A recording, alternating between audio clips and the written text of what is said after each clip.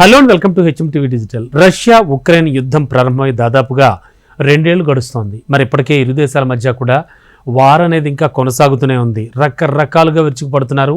అటు రష్యా సందు చూసి మంచి టైం చూసి ఉక్రెయిన్ కూడా దెబ్బ కొడుతూనే ఉంది రష్యాని. మరి భీకరమైన యుద్ధం కొనసాగుతున్న వేళ ఉక్రెయిన్ అయితే ఒక కీలక నిర్ణయం తీసుకుంది. అదేంటో తెలుసా? యుద్ధ రంగంలోకి యువ రక్తాన్ని నింపాలని నిర్ణయం తీసుకుంది.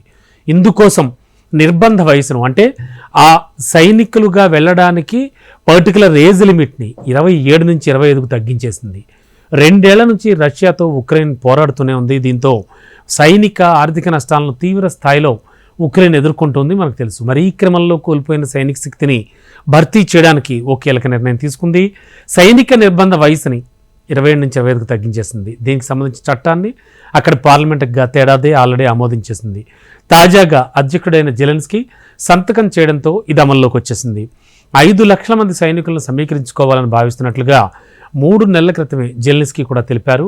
ఈ సైనిక సమీకరణ అంశంపై గతేడాది అక్కడి పార్లమెంట్లో ఆల్రెడీ సుదీర్ఘమైన చర్చ కూడా జరిగింది. అయితే దీనికి ఆమోదం తెలియజేయడానికి జెలెన్స్కీ ఇంతకాలం ఎందుకు వేచి ఉన్నారు అనే దానిపై మాత్రం ఒక స్పష్టత అయితే లేదు. అంటే దేశ ఆర్థిక వ్యవస్థ బాగోలేదా, లేకపోతే ప్రస్తుత పరిస్థితుల్లో ఇటువంటి పనులు ఏమైనా చేస్తే ఒకవేళ మళ్ళీ వివాదాస్పదం అవుతానని ఏమైనా భయపడుతున్నారా ఉక్రెయిన్ అధ్యక్షుడు? ఇలాంటి రకరకాల క్వశ్చన్లు అయితే లేవనెత్తుతున్నారు. అంతేకాదు తాజా నిర్ణయం ద్వారా కొత్తగా ఎంతమంది ఉక్రెయిన్ సైన్యంలోకి వస్తారో అనే విషయంపై కూడా సైనికాధికారులు కానీ అటు ప్రభుత్వం నుంచి కానీ ఎటువంటి ప్రకటన కూడా లేదు. మరి ఉక్రెయిన్ రక్షణ శాఖ గణాంకాల ప్రకారం చూస్తే గత అక్టోబర్ నాటికి అక్కడ సైనిక బలం 8 లక్షలు, నేషనల్ గార్డ్స్తో పాటు ఇతర యూనిట్లు కలిపి మొత్తంగా అక్కడ భద్రతా దళాల్లో 10 లక్షల మంది సైనికులు ఉన్నట్లుగా అంచనా. రష్యా మాదిరిగానే ఉక్రెయిన్ సైనికుల సరాసరి వయసు కూడా 40 ఏళ్లుగా ఉన్నట్టుగా అక్కడి రక్షణ రంగ విశ్లేషకులు చెబుతున్నారు.